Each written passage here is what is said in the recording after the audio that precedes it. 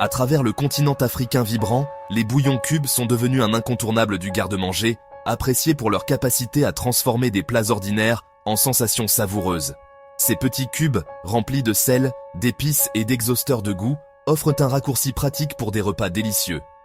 Des marchés animés de Lagos aux villages ruraux du Kenya, les bouillons cubes se sont intégrés à la tapisserie culinaire d'innombrables familles africaines. Leur prix abordable et leur facilité d'utilisation en ont fait un choix populaire pour les familles de tout niveau de revenus. Une pincée de ces bombes de saveur peut rehausser de simples soupes, ragoûts et sauces, en ajoutant une profondeur de goût à la fois satisfaisante et familière. Cependant, sous leur extérieur pratique, se cache une vérité cachée sur les bouillons cubes. Une vérité qui exige notre attention, en particulier en ce qui concerne la santé et le bien-être des familles africaines. Bien que les bouillons cubes offrent un raccourci vers la saveur, il est important d'être conscient des risques potentiels pour la santé associés à leur consommation régulière. Ces cubes modestes contiennent souvent des niveaux élevés de sel, un facteur majeur d'hypertension artérielle, une préoccupation croissante en Afrique. En plus du sel, de nombreux bouillons cubes contiennent du glutamate monosodique, ou GMS, un exhausteur de goût qui a été lié à des maux de tête, des sueurs et même des douleurs thoraciques chez certaines personnes.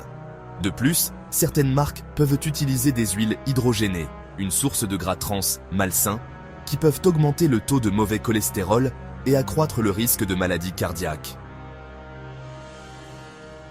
Les colorants et les arômes artificiels, souvent ajoutés pour améliorer l'apparence et le goût des bouillons cubes, n'offrent aucune valeur nutritive et peuvent avoir des effets néfastes sur la santé, en particulier chez les enfants.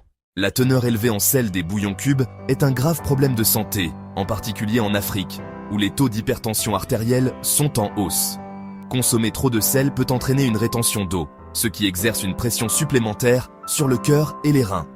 Ceci est particulièrement inquiétant pour les personnes ayant des problèmes de santé préexistants. De plus, les enfants sont particulièrement vulnérables aux effets néfastes d'une consommation excessive de sel. Une consommation élevée de sel pendant l'enfance peut préparer le terrain pour des problèmes de santé plus tard dans la vie, notamment l'hypertension et les maladies rénales. L'utilisation de GMS dans les bouillons cubes est un autre sujet de préoccupation. Bien que certaines personnes puissent être sensibles au GMS, ressentant des maux de tête ou des vertiges, des recherches supplémentaires sont nécessaires pour bien comprendre ses effets à long terme sur la santé. La bonne nouvelle est qu'il existe des alternatives plus saines et tout aussi délicieuses aux bouillons cubes qui peuvent ajouter de la profondeur et de la complexité à la cuisine africaine.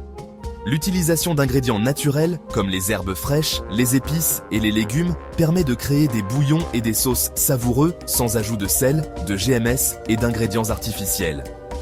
Les tomates, les oignons, l'ail, le gingembre et les piments ne sont que quelques exemples des nombreux ingrédients savoureux qui peuvent être utilisés pour rehausser naturellement le goût des plats africains. Les méthodes de cuisson traditionnelles, telles que la cuisson lente des ragoûts et des soupes avec de la viande ou du poisson avec os, peuvent également conférer des saveurs riches sans dépendre des bouillons cubes. Adopter ces alternatives plus saines peut aider à réduire l'apport en sel, à minimiser l'exposition à des additifs potentiellement nocifs et à promouvoir une meilleure santé globale pour les familles africaines.